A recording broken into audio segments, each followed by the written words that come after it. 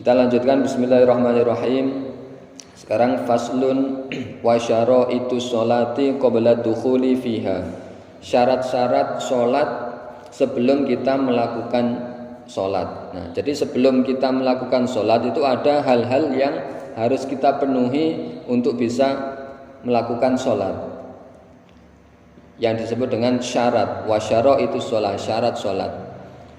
Syarat itu berarti yang harus dipenuhi sebelumnya. Kalau syarat tidak dipenuhi maka sholatnya tidak sah.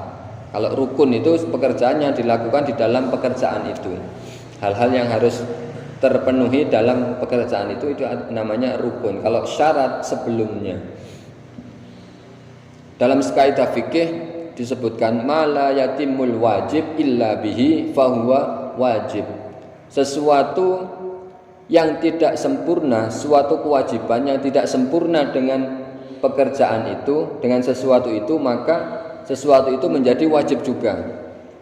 Ketika kita melakukan sholat, karena sholat itu hukumnya wajib, maka sesuatu yang menyempurnakan, yang menuntun kepada kewajiban sholat itu, hal-hal sebelumnya itu juga hukumnya wajib. Sholat harus suci dari hadas dan najis, maka kita diperintahkan untuk berwudu agar suci dari hadas. Maka wudu itu juga hukumnya wajib, karena sholat wajib untuk suci, maka wudu juga hukumnya wajib. Nah, maka ma la yatimul wajib illa bihi fahuwa wajib. Sesuatu kewajiban yang tidak sempurna atau tidak sah dengan pekerjaan itu, maka pekerjaan itu, sesuatu itu juga hukumnya wajib.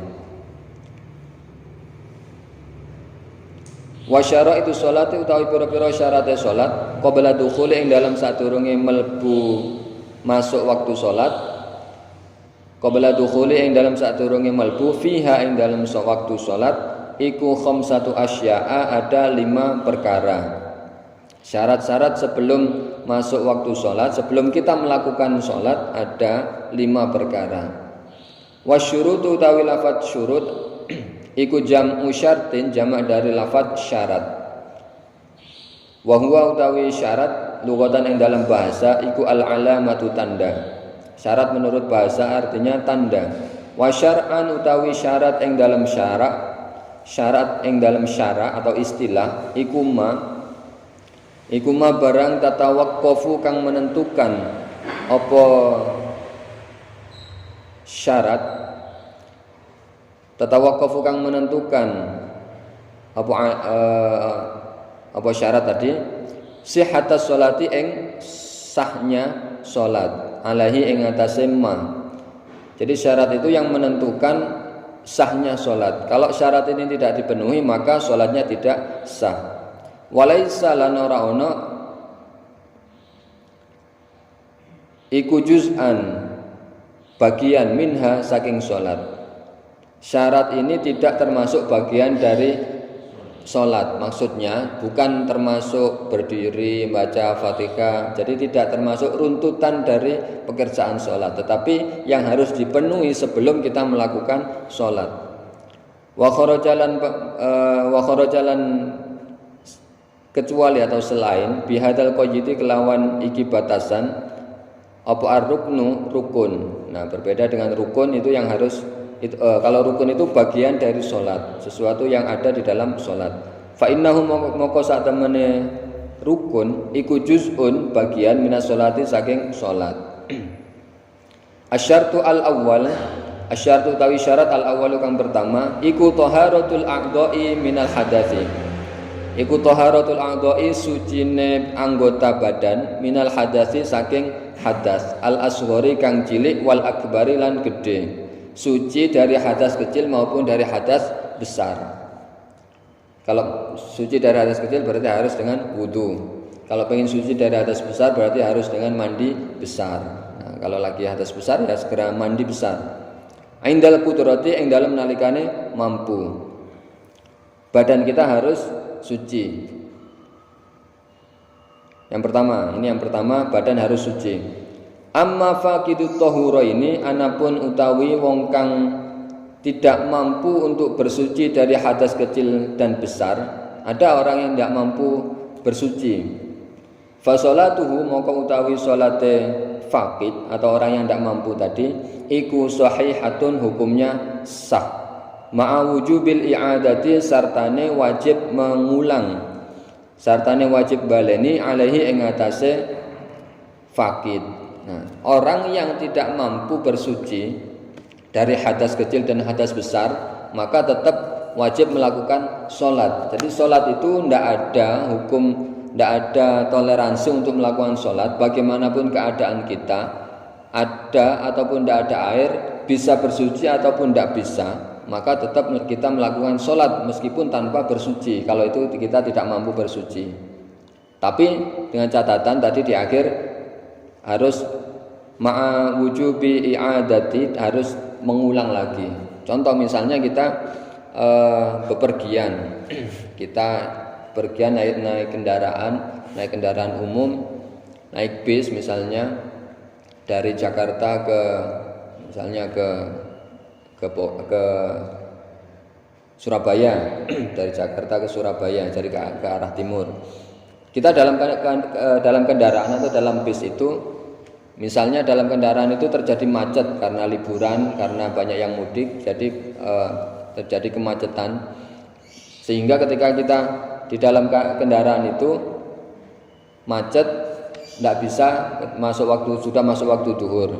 Kita niat jamak takhir saja nanti ketika asar, ketika berhenti di mana gitu. Ternyata ketika masuk waktu asar masih macet, karena macet itu tidak bisa diprediksi sepanjang apa, selama apa, tidak bisa diprediksi. Sampai akhirnya waktu asarnya habis, sampai masuk waktu maghrib. Nah, karena kita kesulitan seperti itu, karena kesulitan wudhu tidak bisa. Kalau dalam bis turun kan juga repot, nanti ketinggalan bis. Karena di jalan raya turun ditinggal nanti. Nah, karena mahdharat seperti itu, tentu kita tidak bisa meninggalkan bis kendaraan.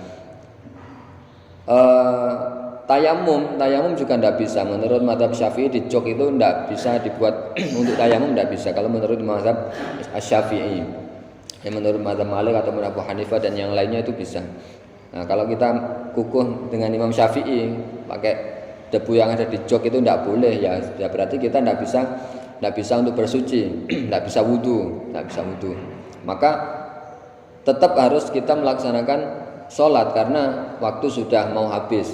Jadi tanpa wudhu, tanpa bersuci pun kita bisa untuk melakukan sholat. Sholatnya bagaimana ya? Kalau dalam kendaraan, dalam bis ya dengan duduk saja, dengan duduk.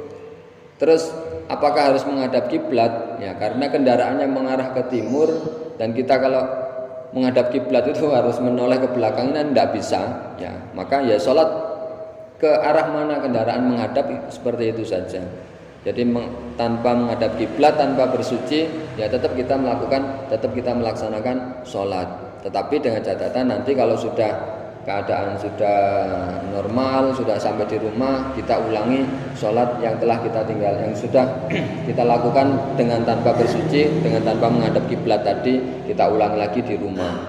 Kita ulangi besok atau lusa tidak apa-apa, karena sholat i'adah, kita mengulang sholat.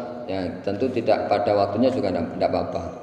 Karena jadi kita dalam keadaan darurat tadi, kita tetap melakukan sholat, ya, namanya sholat lihurmatil waktu. Tapi tidak perlu disebutkan lihurmatil waktu dalam niatnya, tidak perlu. Nah, namanya kita melakukan sholat seperti itu adalah sholat lihurmatil waktu, untuk menghormati waktu yang sudah masuk waktunya, dan kita tetap ada kewajiban melakukan sholat karena kita ada ketidakmampuan untuk bersuci, tidak mampu untuk menghadap kiblat, ya tetap kita lakukan semampu kita, dan nanti kita ulangi ketika sudah berada di rumah, sudah dalam keadaan normal. Jadi hukum sholat itu tidak ada toleransi, dan bagaimanapun keadaan kita, dimanapun kita, tetap kita wajib untuk melakukan sholat. Berbeda dengan ibadah yang lainnya, mungkin ada rukhsah.